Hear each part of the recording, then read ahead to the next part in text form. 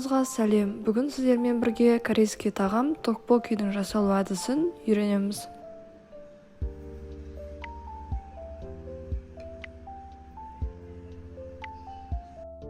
Ең алдымен тауықтың төс етін алып тураймыз.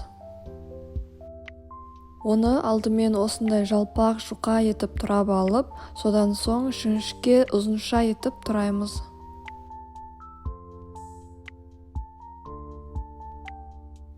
Дүкеннен осындай токбокидің дайын қамырын сатып алып қолданатын боламыз.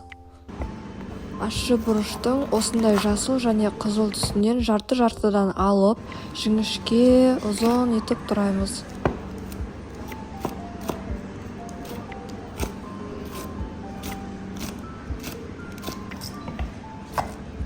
Сельдерейдің бірінші астыңғы бөлігін алып тастаймыз.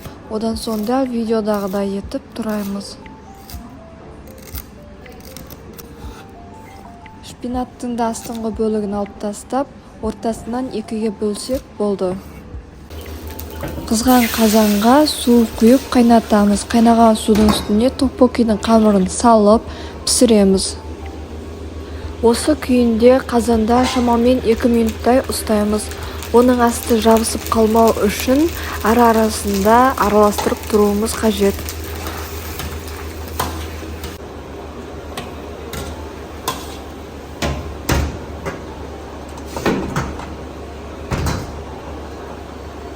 Ал енді дайындап алған көкөністерімізді де салып, бірге пісіреміз.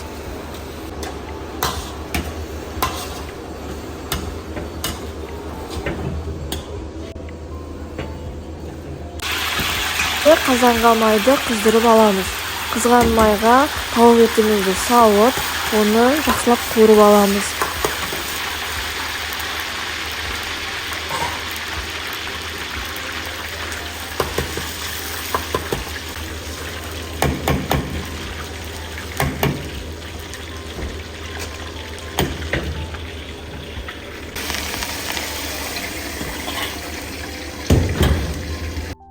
Қазанға аз мөлшерде майды қалдырып, токбокидің соусын дайындаймыз.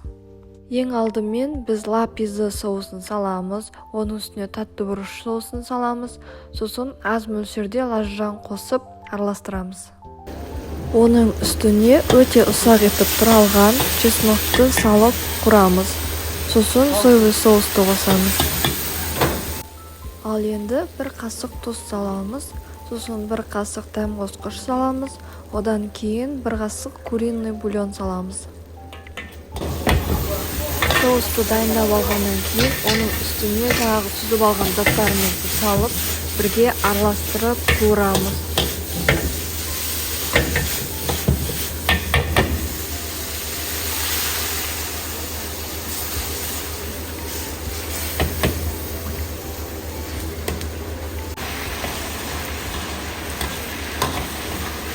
Токбокидің пісуін осылай ортасынан бөлу арқылы анықтаймыз.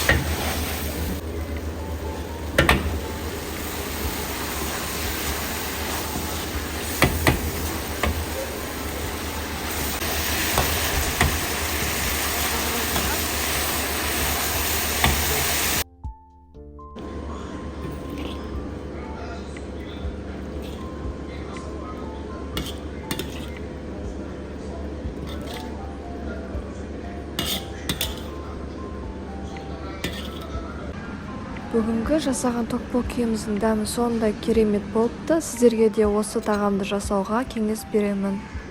Егер де видео ұнаса, міндетті түрде лайк басып, каналға тіркеліп кетуіңізді өтінемін.